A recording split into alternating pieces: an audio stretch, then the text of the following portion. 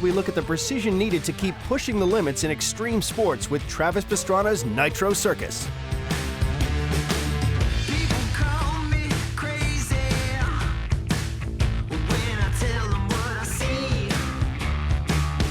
My name's Cam Sinclair. I'm from Melbourne, Australia. I ride freestyle motocross for the Nitro Circus.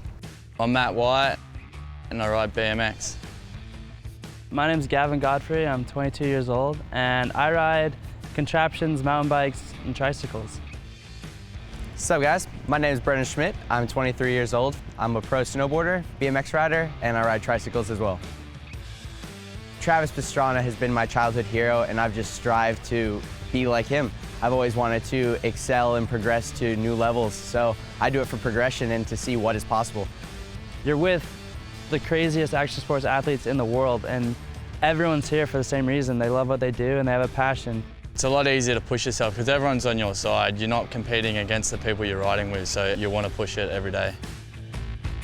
Depending on what you're riding, the precision, it varies. The trike, for example, it has such a small wheelbase that you have to be almost 100% perfect landing both wheels at the same time to even ride away, or else you're going forward or to your back. Precision is so important, especially when there's, we've got 12 riders riding dirt bikes. We do trains, we're right behind each other, so if someone crashes, they all go down.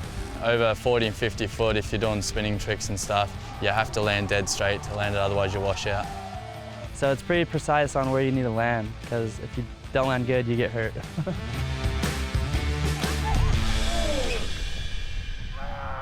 Injuries come with this sport, but you gotta be willing to push past it. I've broken 6 bones in one wreck. I broke my scapula, 3 ribs in my back, my collarbone, and some bones in my neck. The biggest thing with crashing is if you stick, you break bones. If you're sliding, you don't have time to break bones because you're just cruising along. It's just like a slip and slide. I'm always scared up the top, but really you just try and think of the outcome when you land and all your buddies running around you and stuff, and that makes it all worth it. It's probably 55 feet tall. The ramp to landing from the lip to the knuckle is 41 feet right now. It's nice with the airbag lander so you can progress and not get hurt as much. So I love it. Coming up with a new trick is actually pretty hard. I don't even know how to answer that one. It just kind of happens. There's about 20 athletes all up, and we've got a lot of downtime. So with the downtime, I'm sure we come up with these silly conversations and silly ideas. We'll try stuff, and then we'll dare each other to try it, and then that's how it all works out, I guess. You try to look at tricks, like, okay, everyone's doing this, everyone's doing that. How can we mix things up? My best trick that I've done is a triple backflip on a BMX. In my eyes, that's the best thing I've done, but I've also done a triple backflip on the snowboard as well. This one's kind of crazy. So our friend Eric Roner had passed away, and we were all at Travis's house working on triple flips, and we decided, do we continue going forward with this, or do we stop because something just happened to one of our friends?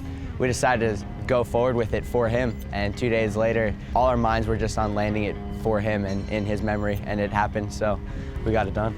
As long as you weren't thinking about anything, you were okay, but the second you started thinking, your mind was like, I'm gonna die. I broke down and cried when I landed the triple flip. Between everything that had happened that week, it was very emotional. Biggest trick I performed used to be the double backflip. I was back in a few years ago. I used to be the only guy in the world doing it.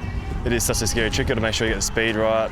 I've had a few crashes, so yeah, it's a scary trick, but once you land it, it's awesome. My backflip tail whip to late 360 is my biggest trick. As you take off, you do a backflip tail whip, which is a pretty common trick. And then as I'm coming in and I see the landing, I spin and do a 360 out of it. Landed it, it was a world first, and I've just kept doing it since then. I'm actually working on adding another tail whip, so I've been trying that. Yet to land it, but there'll be another world first when I land that. Here goes nothing! 2 years ago, I landed the first triple backflip on a mountain bike, and now I'm pretty much doing it on the daily. It's just cranking into the ramp, getting the speed, pulling as hard as I can off the lip, and then counting 3 rotations. And on my second rotation, I look, spot the third, and then tuck in, and then come around for a landing. It's insane. It's one of the best feelings, but one of the scariest feelings at the same time. Being on tour, the closest I can explain it to is like a rock star lifestyle. You're just living on buses, airplanes, going from gig to gig, and meeting awesome people all along the way.